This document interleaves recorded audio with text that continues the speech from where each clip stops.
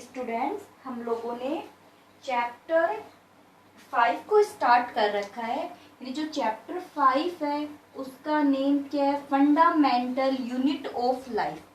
तो fundamental unit of life क्या होती है? सेल होती है।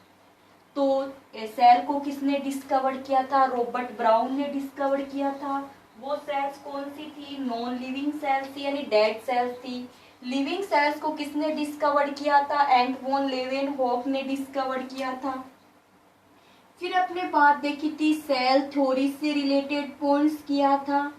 सेल थ्योरी के अंदर हमने ये बताया था कि किसने दी है सेल थ्योरी? स्लाइडन यानी सेलिडन और स्वान की ये थ्योरी दी हुई है। सेलिडन और स्वान ने दी है सेल थ्योरी को। फिर जो सेल थ्योरी के अंदर अपन ने बताया था बेसिक यूनिट होती है, स्ट्रक्चरल यूनिट होती है, फंक्शन परफॉर्म करती है, इसीलिए इसको फंक्शनल्स भी बोला जाता है। अब अपन बात करते हैं कि जो सेल है ना, सेल के नंबर के बेस पर ऑर्गेनिजम्स के टाइप्स की बात करेंगे। यानी किसके बेस पे? नंबर के बेस पे। तो type of the organism basis of the cells number. तो इसके अंदर सेल के नंबर के बेस पे ऑर्गेनिज्म को अपन 2 टाइप्स के अंदर डिवाइड करते हैं। एक तो हो जाता है यूनिसेलुलर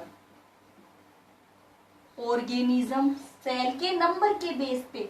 एक होता है मल्टी सेलुलर ऑर्गेनिज्म। ठीक है, अब देखिए यहां यूनी का मीन्स होता है सिंगल। सिंगल्स मीन्स एक, सेलुलर मानी सेल्स, यानी those organism made up of a single cells is known as unicellular organism। यानी कि वो जीव, ऑर्गेनिज्म अपन जीव को बोलते हैं कि वो जीव जो एक सेल से बने हुए होते हैं उन जीवों को क्या बोला जाता है? यूनिसेलुलर ऑर्गेनिज्म बोला जाता है। अब देखिए जो एक सेल्स है ना, एक सेल से ऑल फंक्शन परफॉर्म करती है, like as the nutrition, respiration, excretion. जैसे अपन अपनी बात करते, अगर हमारे बॉडी में देखिए कितनी सारी मैकेनिज्म होती रहती है। अपने अंदर फूड का डाइजेशन भी होता है, हमारे अंदर रेस्पिरेशन भी होता है, तो मैनी मैकेनिज्म परफॉर्म की जाती है। तो वो देखिए केवल एक सेल परफॉर्म कर रही है, तब वो कौन सा हो गया? यूनिसेलुलर। ऐसी जो सेल होती है वो उसको बोलते हैं अपन वेल डेवलप, यानी बहुत अच्छी सेल्स है, वेल डेवलप सेल्स है।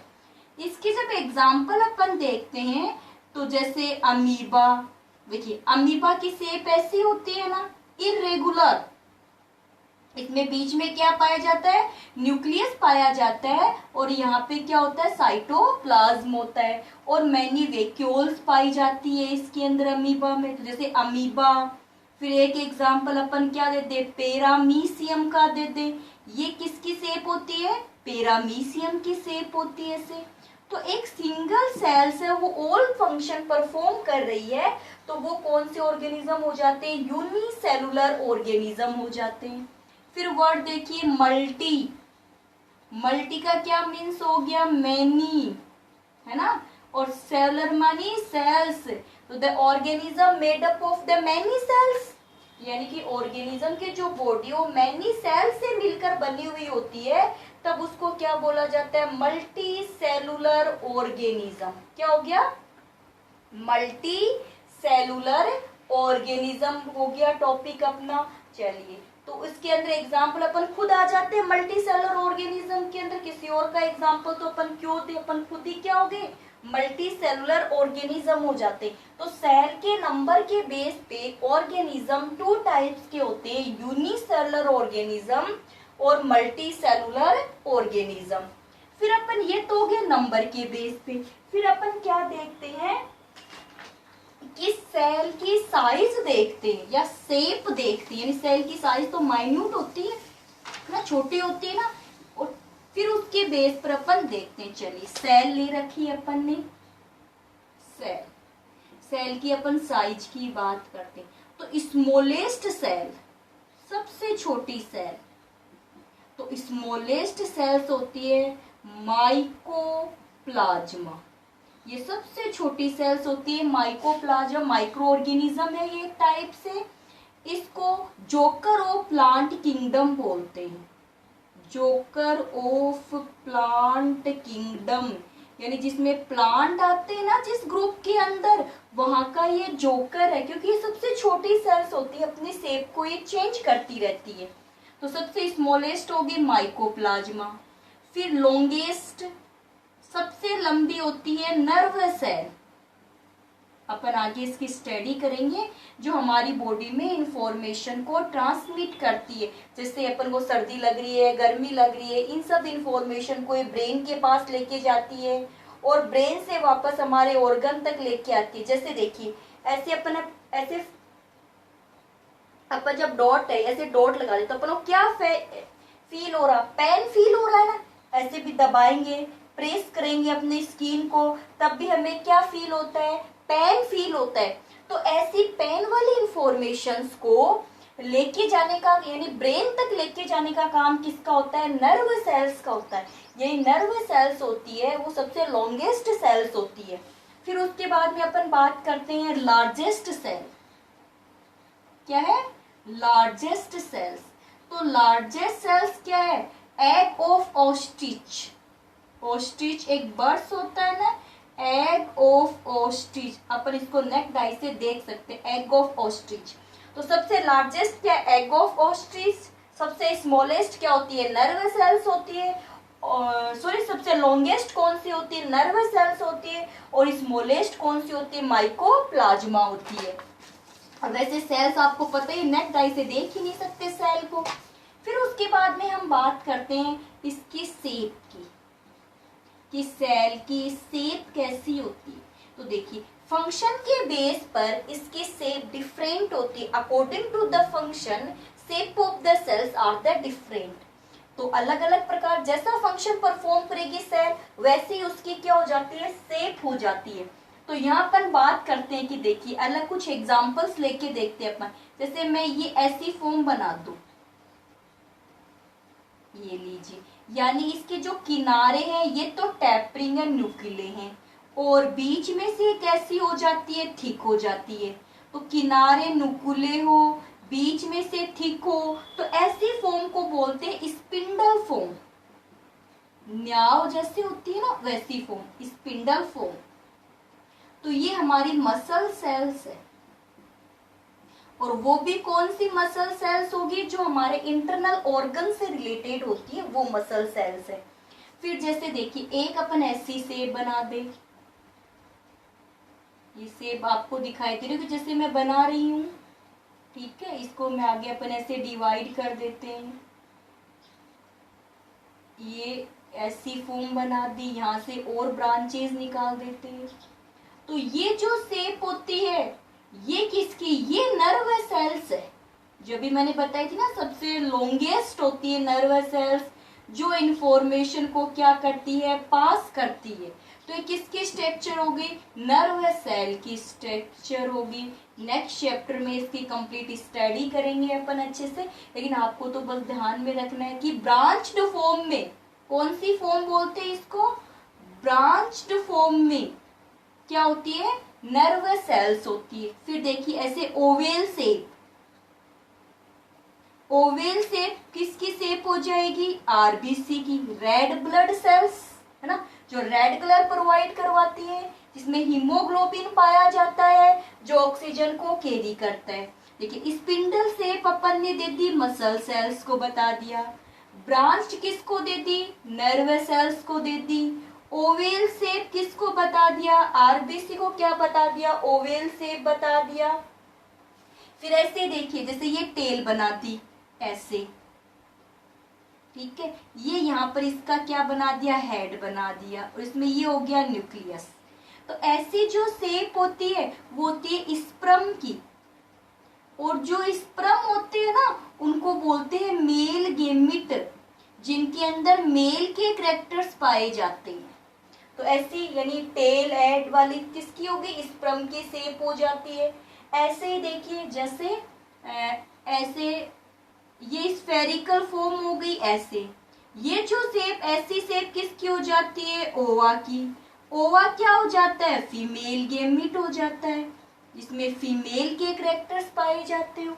तो ऐसे फंक्शंस के बेस पर सेल की जो शेप होती है वो डिफरेंट होती है। जैसे अपन बात करें अमीबा की बात करें तो अमीबा की कैसी है? ये रही। तो अमीबा तो क्या होता है? यूनिसेलुलर ऑर्गेनिज्म होता है। A single cells perform the all functions. तो basis of the functions the shape of the cells are the different. जैसा काम होगा उसकी शेप कैसी बन जाएगी? वैसी ही बन जाती है। तो एक single cells perform the all functions, या in your body the cells perform the functions, so is known as the functional unit, known as the basic unit. जैसे देखिए अपन आगे और चलते, थोड़ा सा और बताते हैं इसके बारे में कि देखिए एक सेल है, जैसे यूनिसेलर ऑर्गेनिज्म में फंक्शन कौन परफॉर्म करता है? सेल परफॉर्म करती है। एक सेल्स ऐसे डिवाइड होकर के क्या बना लेती है? मैनी सेल्स बना लेती है। तो इसकी बात तो अपन ने सेल थ्योरी में की थी। जैसे एक ये सेल्स है, ये सेल्स क्या होती है? ऐसे डिवाइड होती है, वो भी ना 2 बन गई, फिर इधर यहाँ से कितनी सेल्स बन जाती है? 4 बन जाती है। तो ऐसे सेल्स क्या हो जाती है? डिवाइड हो जाती है। तो ये तो हो गई न्यू सेल्स, और ये कौन सी हो गई? Old cells. तो सेल थ्योरी यही तो बोलती है कि new cells arise from the primitive cells, new cells arise from the primitive cells. In the some organism the cell perform the functions. तो वो हो गया सेलुलर फंक्शन या सेलुलर ऑर्गेनाइजेशन। फिर उसके बाद देखो सेल्स क्या होती है? डिवाइड होती है। सेल्स डिवाइड होकर के एक ग्रुप ऑफ सेल्स बन जाता है। तो एक ग्रुप ऑफ सेल्स को क्या बोला जाता है? एक group of cells is known as the tissue. तो यहाँ फंक्शन कौन परफॉर्म कर देगा? टिश्यू। फिर the tissue are differentiate to form the organ. अब फंक्शन कौन परफॉर्म करेगा? ऑर्गन फंक्शन परफॉर्म करने लगेंगे। जैसे अपना जो हार्ट है वो ब्लड को पंप करता है, अपनी जो आई होती है वो विजन का काम करती है, ईयर होते हैं, नोज होते हैं, सब ऑर्गन ही तो हमारी बॉडी के अंदर। तो जब देखिए पहले तो फंक्शन कौन परफॉर्म कर रहा था? सेल। तो सेलुलर ऑर्गेनाइजेशन हो गया। फिर सेल डिवाइड होकर के क्या बनाती है? टिश्यू। तो the function perform by the tissue. Tissue का एग्जांपल आप क्या दे सकते हो? ब्लड दे सकते हो कि ब्लड हमारी बॉडी में क्या होता रहता है? सर्कुलेट होता रहता है। फिर उसके बाद देखो टिश्यू क्या बनाएंगे? ऑर्गन बनाएंगे। तो फंक्शन कौन परफॉर्म कर देगा? ऑर्गन फंक्शन परफॉर्म कर देंगे। ऑर्गन आगे जाके क्या बनाएंगे? ऑर्गन सिस्टम बना लेंगे। अब ऑर्गन सिस्टम कौन कौन से होते हैं आपको पता है?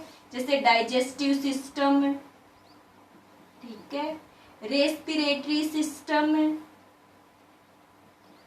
सर्कुलेटरी सिस्टम, ये सभी क्या होते हैं? ऑर्गन सिस्टम होते हैं जो फंक्शन परफॉर्म करते हैं। देखिए तो मेन रोल तो कौन प्ले कर रही है? सेल ही तो मेन रोल प्ले करेगी। ऑर्गन सिस्टम तक आने का बेस किसने दिया है? सेल ने दिया है। इसीलिए इसको क्या बोलते हैं? बेसिक यूनिट बोला जाता है। अगर आपसे क्वेश्चन ये पूछा जाए कि सेल को बेसिक यूनिट क्यों बोलते हैं, तो आप क्या बताओगे? A cell perform the all functions, है ना, a cell perform the all function according to the arrangements. In the amoeba, a single cells perform the all functions.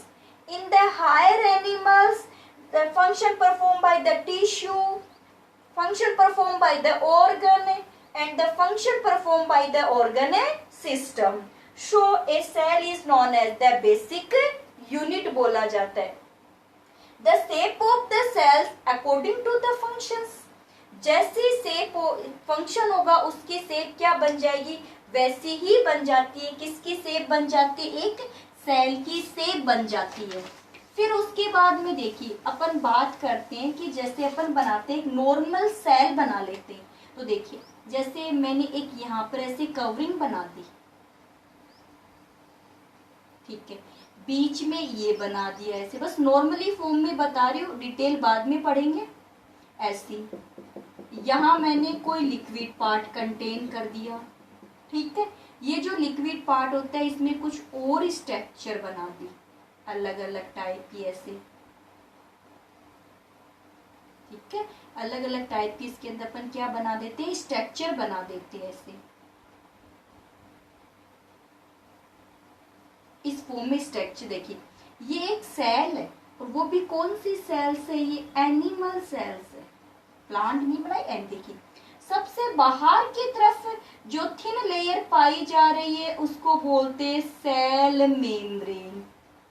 क्या बोलेंगे, सेल मेम्ब्रेन। अंदर की तरफ जो एक स्ट्रक्चर पाई जा रही है, स्पेसिफिक जो स्ट्रक्चर होती है उसको बोला जाता है न्यूक्लियस, जो सेल के सेंटर में पाया जाता है। यहाँ फ्लूइड पाया जाएगा, उस फ्लूइड को बोलते हैं साइटोप्लाज्म।